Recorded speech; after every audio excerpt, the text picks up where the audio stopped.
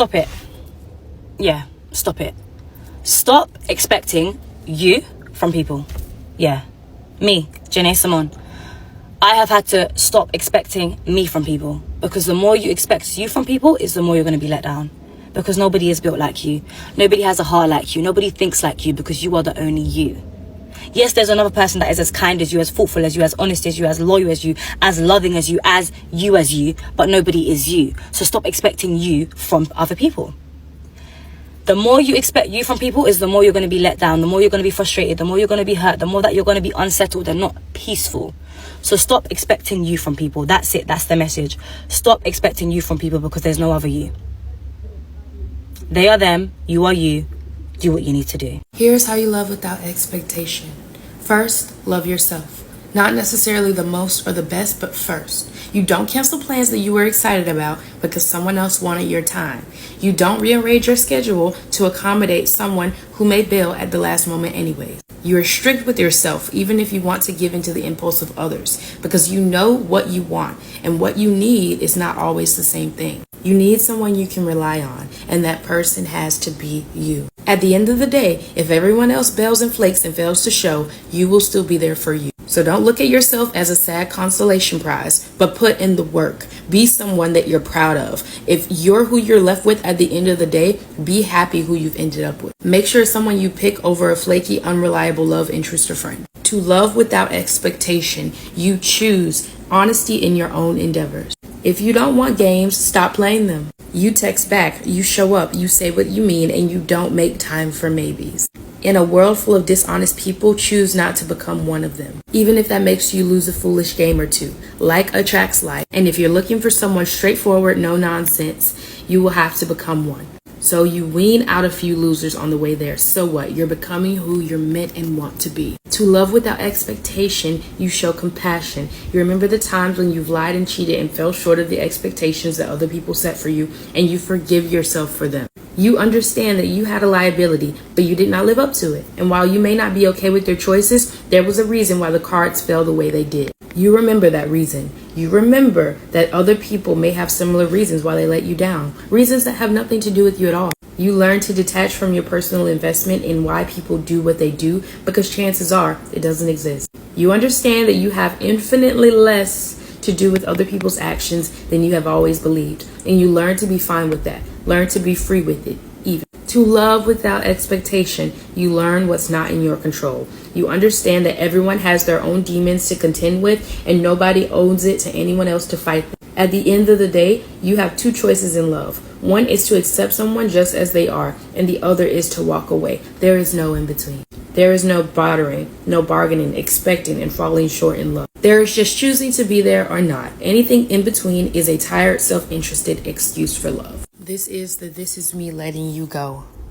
by Heidi Priebe. Beautiful book. Do you do the things that you require other people to do for you? People have requirements and things that they want from other people to do for them, but they don't actually do them, or they only want to do it once that person starts doing it for them. How can you set a precedent? How can you have requirements if you're not able to show up for the requirements that you have? If you're not able to live out the requirements that you have for other people? The best way for you to start the motion of something is to do it yourself. So for example, if you want people to, buy you gifts or be more intuitive or just do certain things for you, you need to be able to ask yourself whether you do those things already. Whether you do those things for yourself first, or whether you do those things for that person. Sometimes you need to be the person who sets the precedent, who sets the foundation, who creates the opening and allows that person to feel comfortable to do certain things as well. Now, if that person is straight up saying that they don't want to do something, or they're just not doing it, even if you've mentioned that these are your requirements, that's where you have to be like, this is not going to work for me. You just need to consider whether you're doing what you say you want,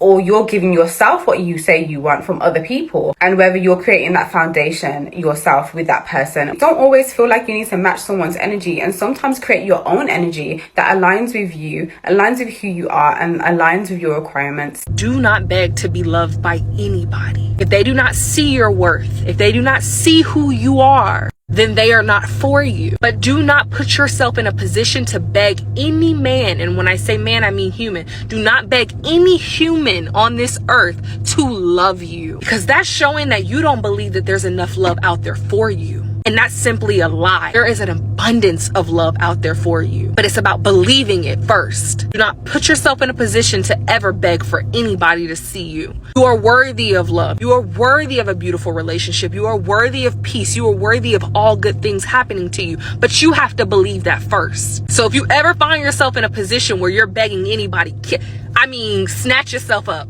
because that's what we're not going to do. It's okay. You may not have known, or you may just wanted that person and you wanted it to work out and you wanted them to see you because you feel like there's nobody else on earth that is going to fulfill what they can fulfill. But no, that's not true. There's somebody out there that God has designed for you. But you have to believe that, and you also have to come to a place within yourself that you actually believe that you're worthy of having a love, that someone sees you for who you are. Because by begging is showing that you don't believe that you're really worthy of that. So remember that the next time you're in a situation where you're taking less than what you deserve, remember who you are.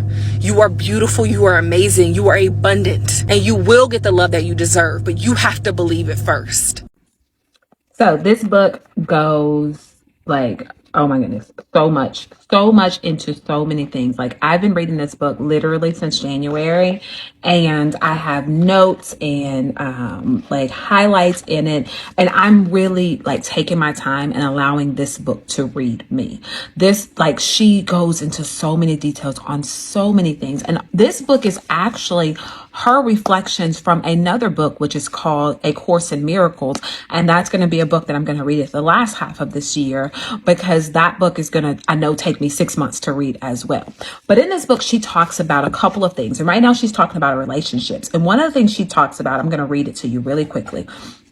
She says, as long as I was not at peace, my behavior would carry the energy of my conflict. The first thing I had to do was deal with my own judgment.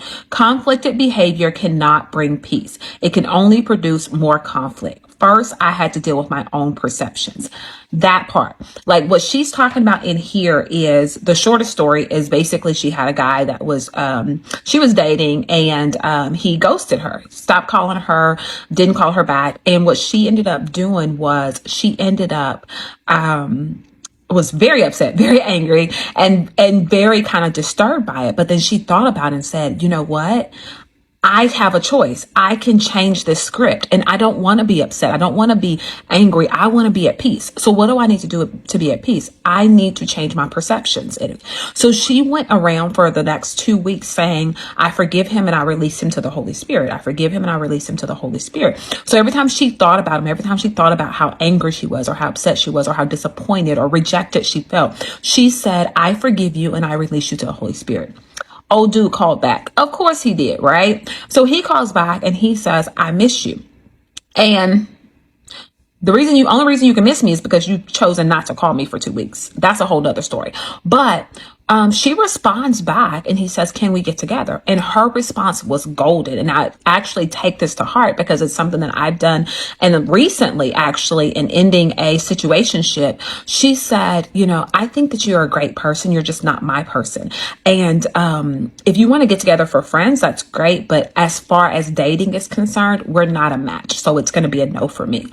And the peace that she felt after that, when you are making a decision to say, hey, you're a great person, but you're just not my person, the peace that you decide in choosing me, saying that, hey, this is a decision for me. So it's not something that you can change or you can do. So I'm not going to put it back on this other person that you should have called me or you should have done this. No, it's simply saying, I honor and respect the person that you are, but the person that you are is not a person that I want to be in a relationship with. And that is okay. Follow for more. I'm 54, and if you're younger than me, I would love to share some of the things that no one ever told me at your age. Stop accepting breadcrumbs from people and calling it a meal. You're starving your heart. You can never be his peace when he's your source of chaos. Never lower your standards just because you're tired of waiting on God's timing. A man who's emotionally unavailable is not a mystery to solve. He's a dead end. If he only acts right when you're pulling away, he's treating you like a challenge and not a priority. A man who respects you will never keep you waiting for clarity or commitment. Stop holding on to the memories of who he was and pay attention to who he's showing you he is right now. If he's not adding to your life, he's just taking up space. You're not a therapist. Stop trying to heal what he refuses to even address. Stop giving second chances to someone who wasted the first. And you don't need closure. His actions were loud enough. Remember, always choose you. Hope that helps. So guys, after all, have boundaries, not expectations. Having expectations is counting on someone to meet them, while having boundaries is teaching someone the line he cannot cross. People will do what they want. It's you that have the responsibility to leave or stay. Thank you guys for watching. See you in the next video. Protect yourself and stay safe out there. I love you.